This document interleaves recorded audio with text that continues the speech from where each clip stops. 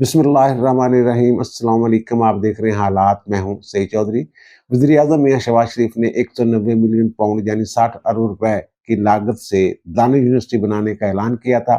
अब उन्होंने इस यूनिवर्सिटी का संग बुनियाद रख दिया है। इस पे पीटीए वाले, खासतौर पे पीटीए का जो सोशल मीडिया है, वो बड़ा शोर मचा रहे हैं जनाब।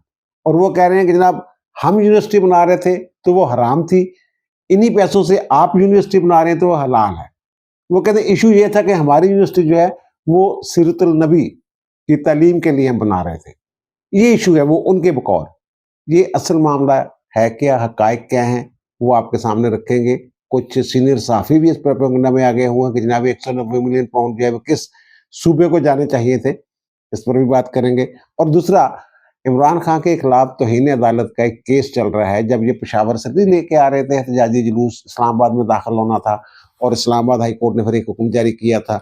उस हुक्म के हवाले से तौहीन अदालत की एक दरख्वास्त जो है वो इमरान खान के खिलाफ पेंडिंग पड़ी हुई है। वफाकी हुकूमत ने वो दरख्वास्त दायर की हुई है और 5 रुकनी बेंच जो है, आईनी बेंच, जस्टिस अमीनुद्दीन खान की सरबराही में 21 मार्च को इस केस की समाअत करेगा। ये इमरान खान जिस तरह अदालतों से खिलवाड़ करते रहे हैं, खेलते रहे हैं, अदालतों को इस्तेमाल करते रहे हैं, ये वाला जो केस है उसकी एक क्लासिक मिसाल है।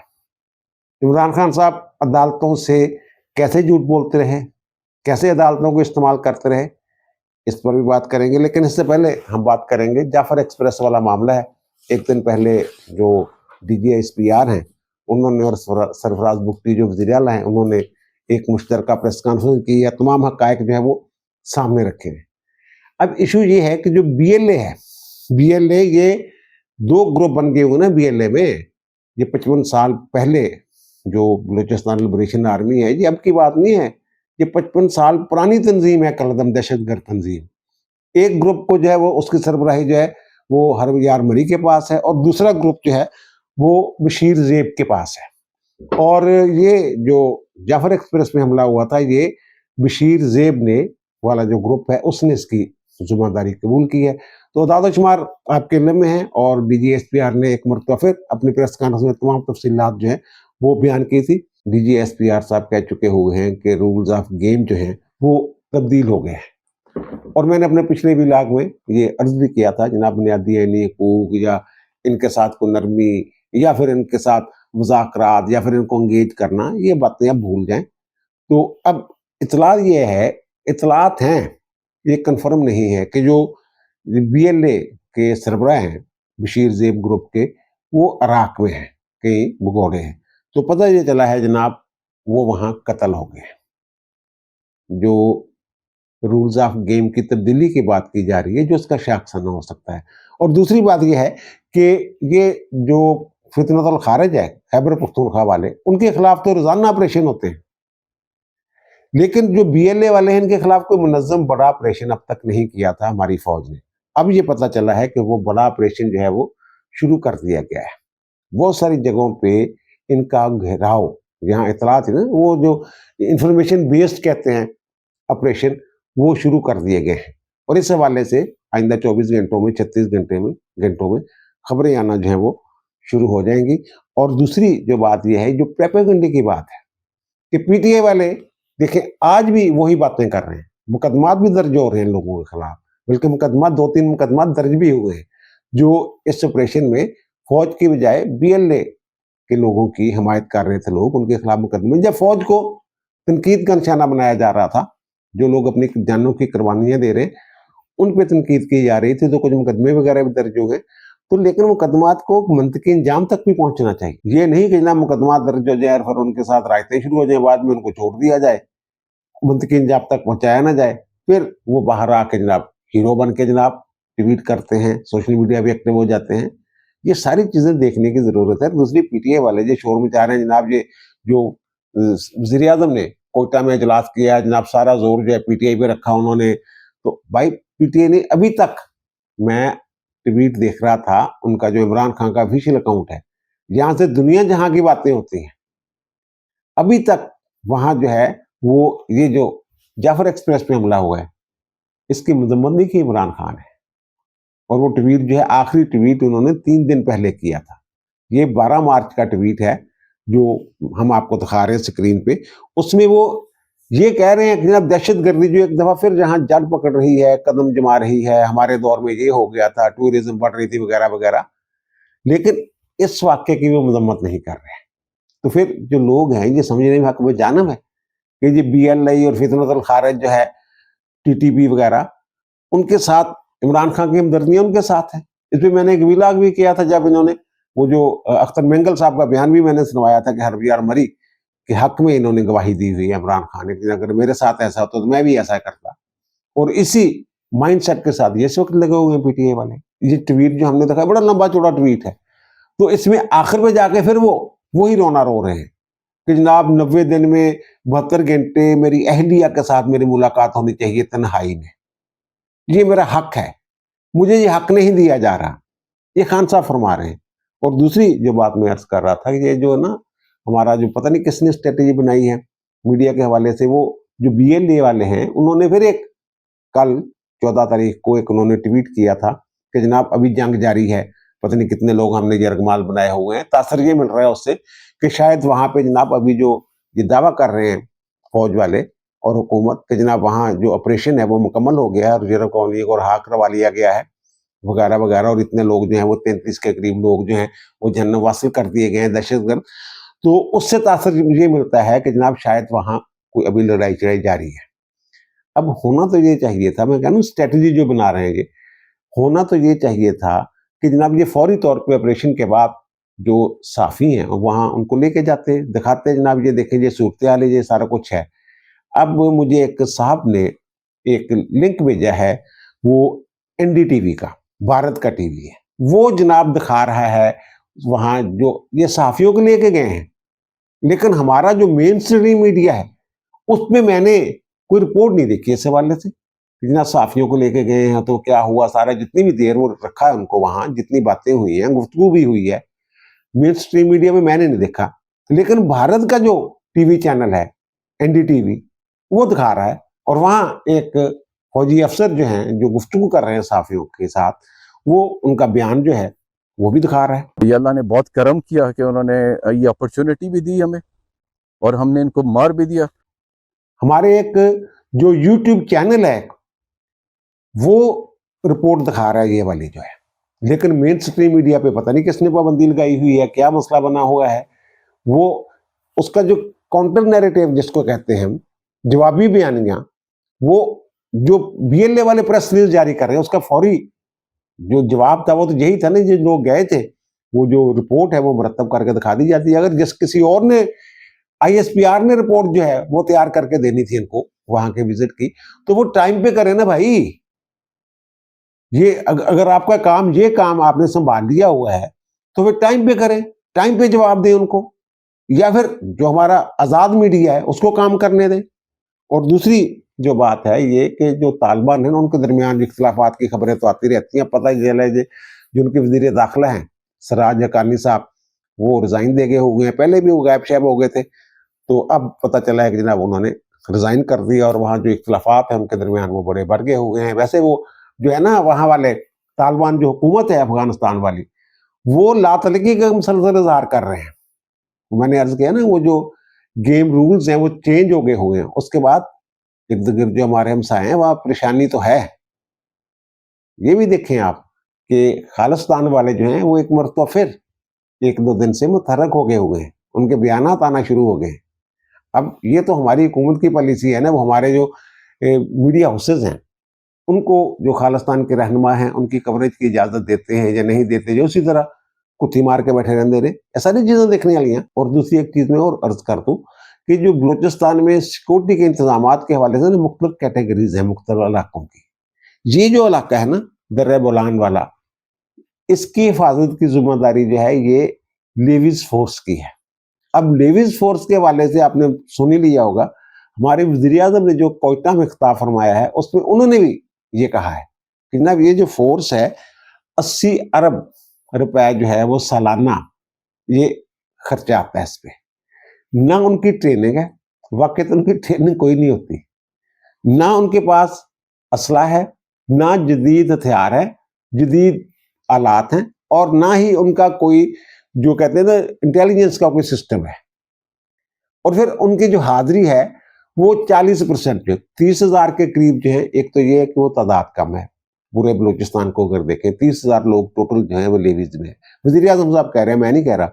और दूसरी जो उनकी हाजिरी की तादाद है वो सिर्फ 40% ड्यूटी दे रहे होते हैं, 60% कहाँ है?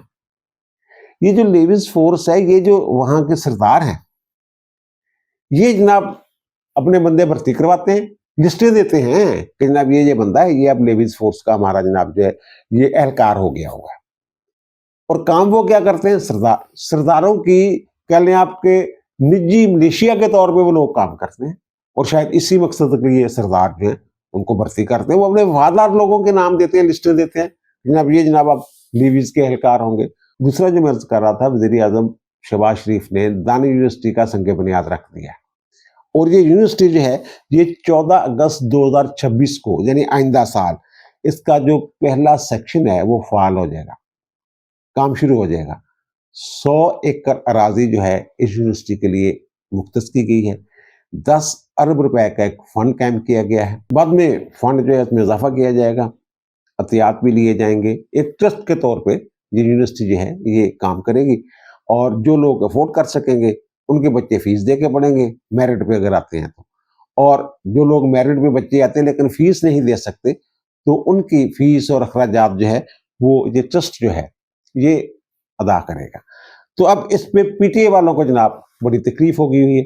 ये 190 मिलियन पाउंड जो नेशनल क्राइम एजेंसी बरतानिया ने पकड़े थे और हुकूमत पाकिस्तान के सुपुर्द कर दिए थे, और इमरान खान ने जनाब ये रकम जो है, ये जो सुप्रीम कोर्ट ने 460 अरब रुपए बहरिया टाउन को जुर्माना किया हुआ था, तो उस अकाउंट में ये जमा करवा दिए थे।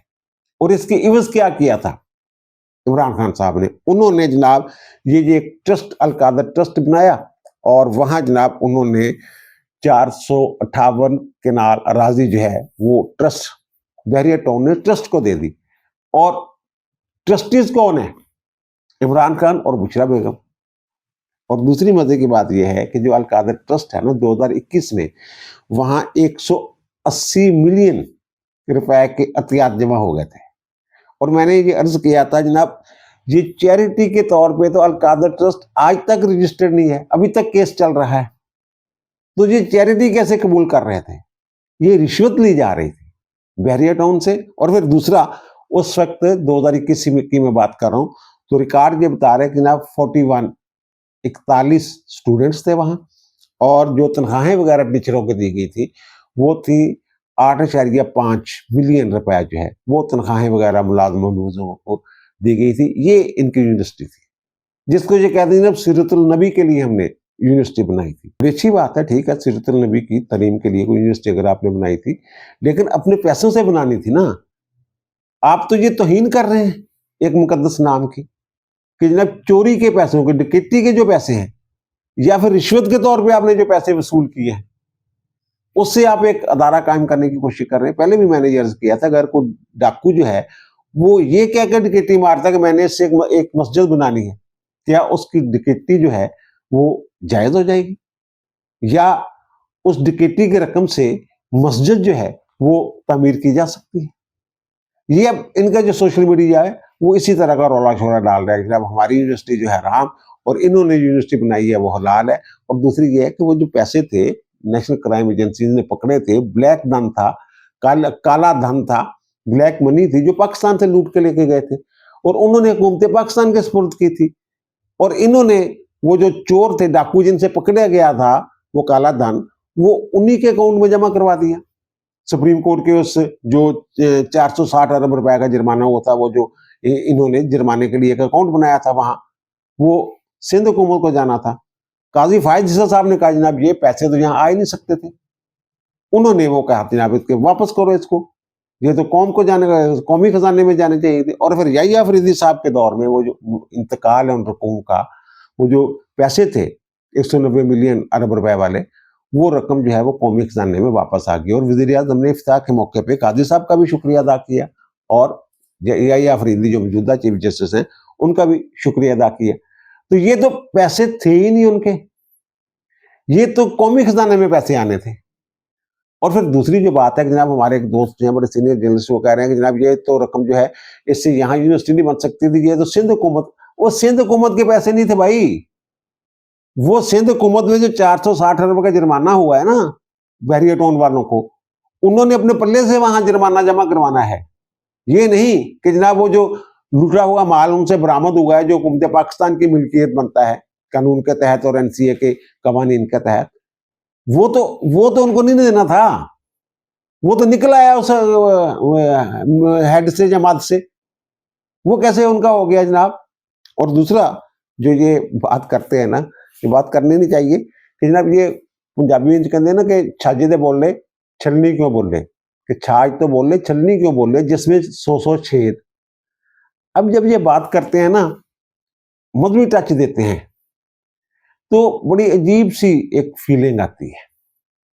इनके जो ऑडियोज लीक हुए इमरान खान साहब के कुछ खवातीन के साथ, और फिर रेहाम खान ने जो किताब लिखी, और फिर एक और खातून है हाजरा, उन्होंने जो किताब लिखी, खान साहब उसकी तरदीद भी नहीं कर रहे। तो ये अगर उन चीज़ों को देखें, और वो खुद कहते हैं कि मैं प्ले बॉय था, इनकी पूरी ज़िंदगी इस तरह की है, बल्कि आखिरी वक्त जो ऑडियोज हैं वो तो बात की है ना, जब इन्होंने मजहबी टच देना शुरू किया। तो वैसे भी जब सियासत में आए थे ना, ये इनके जो मज़ामीन अखबारों में छपते थे, पता नहीं कौन लिखता था, उसमें मजहबी टच हमेशा होता था।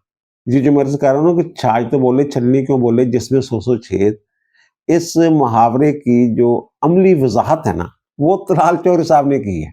ये जुमे वाले दिन असम्बली के इजलास में वो खिताब करना चाह रहे थे जाफर एक्सप्रेस के हवाले से।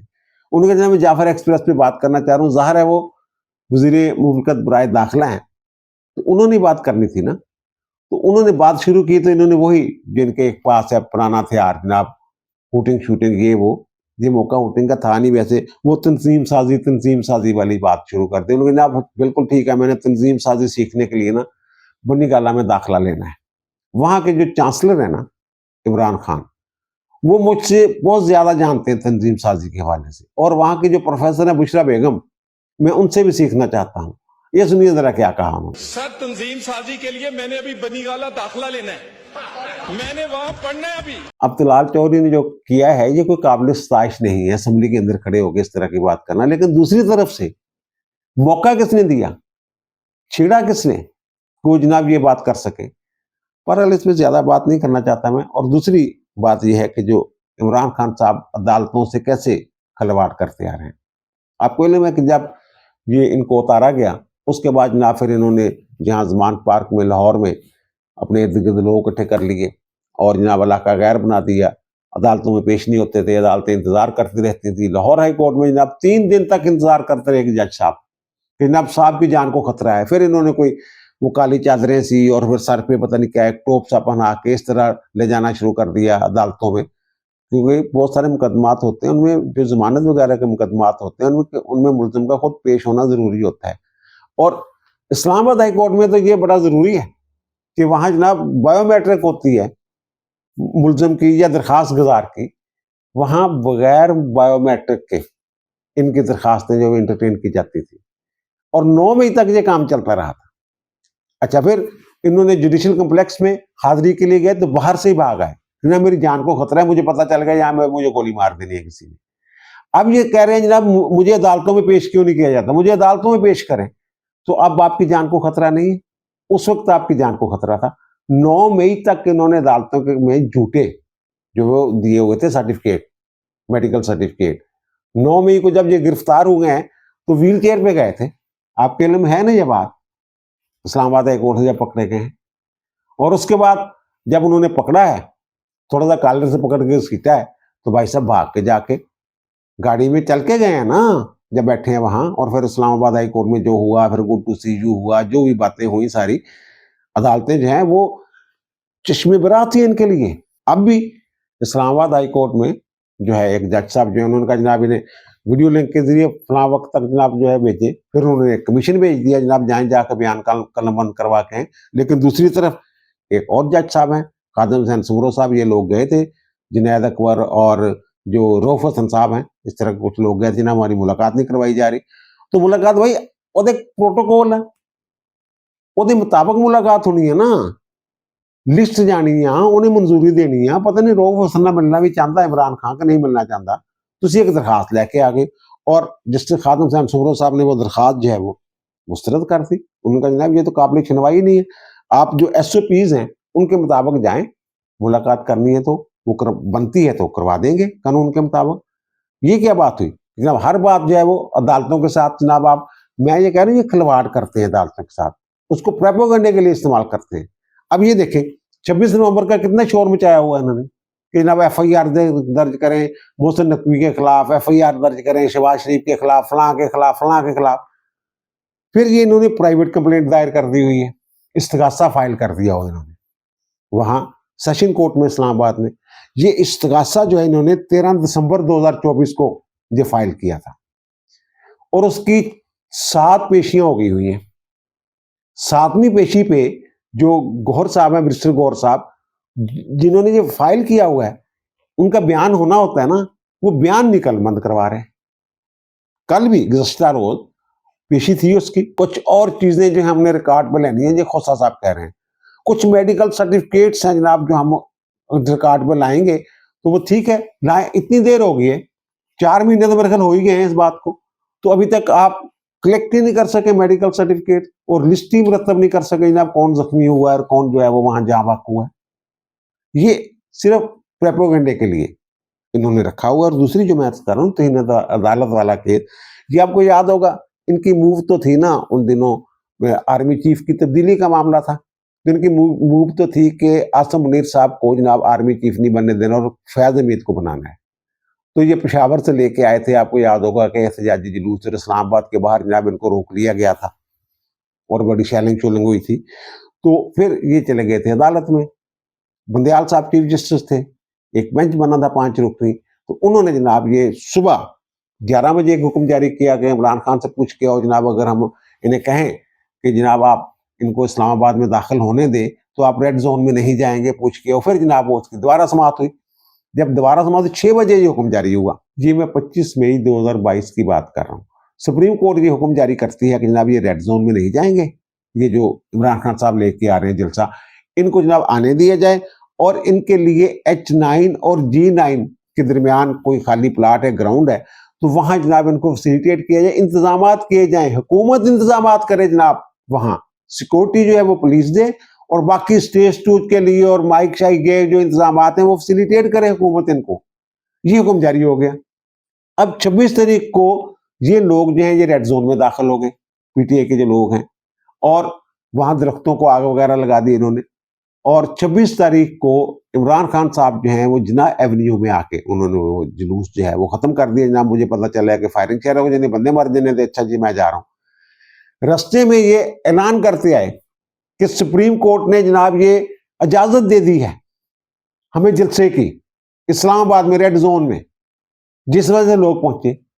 हुकूमत ने तो इन्हें अदालत की दरखास्त दायर कर दी, वो बंदयाल साहब वाले बेंच में लगी। अब वहां वही सूरत हाल जनाब, जैसे लाहौर के एक बेंच ने कहा था जनाब, एक जज साहब ने इस वक्त जो सुप्रीम कोर्ट में है कि जनाब शायद वो जो तोशाखाने वाला मामला है वो उन्होंने फरोख्त करके बेच के घड़ियां छड़ियां वो कोई सड़क बना दी जो बनी गाला के लिए। बाद में ये नुकता इन्होंने लिया भी, उन्होंने कहा हो सकता है खान साहब तक ये पैगाम अदालती हुक्म पहुंचा ही ना हो जो यकीन दहानी करवाई गई है यहाँ, ये हुक्म जारी कर दिए। और उन्होंने कहा जनाब फिर जो ना ISI से रिपोर्ट मांग लेते हैं, पुलिस से दीगर अदारों से रिपोर्ट मांग लेते हैं कि जनाब ये तौहीन अदालत हुई है या नहीं। ये यकम जून को मेरे ख्याल ये तहरीरी आर्डर आया था 14 सफात का, बंदयाल साहब ने लिखा था वो, और उससे इख्तिलाफ किया था याहिया अफरीदी साहब ने जो इस वक्त चीफ जस्टिस है। उनका जनाब ये वादिय नजर में ये तौहीन अदालत का इर्तिकाब किया इन्होंने तो कहा था हम नहीं पहुंचेंगे वहां पे, यकीन दहानी करवाई थी। ये बाबर अवान साहब जो थे और फैसल चौधरी, इन्होंने यकीन दहानी करवाई थी इमरान खान के बिहाफ पे, और बाद में मुकर गए कहते जी वो तो ये जो जनाब फैसल चौधरी कह रहा था जनाब असद कैसर से रब्ता हुआ था, वहां जैमर लगे हुए थे, असद कैसर से कैसे रब्ता हो गया जी? असद कैसर से जनाब वो वहां थे ही नहीं, तो फुटेज में मौजूद थे असद कैसर साहब। ये पूरे यानी इनको ये पूरा यकीन था कि अदालतें हम जो मर्जी कर लें, अदालतें हमारे साथ हैं। अब चीखें इसीलिए निकल रही हैं 26वीं आईनी तरमीम के बाद कि अदालतों ने वो जो गुड टू सी यू वाला सिलसिला है वो बंद कर दिया हुआ है। ये बंद हो गया है किसी न किसी तरीके से, समझे ना। तो ये जनाब फिर जनाब तौहीन अदालत वाला वो मामला लटका रहा, और आखिरी जो उसकी समाअत थी ना, ये तौहीन अदालत वाला केस है, इसकी हुई थी 10 दिसंबर 2024 को।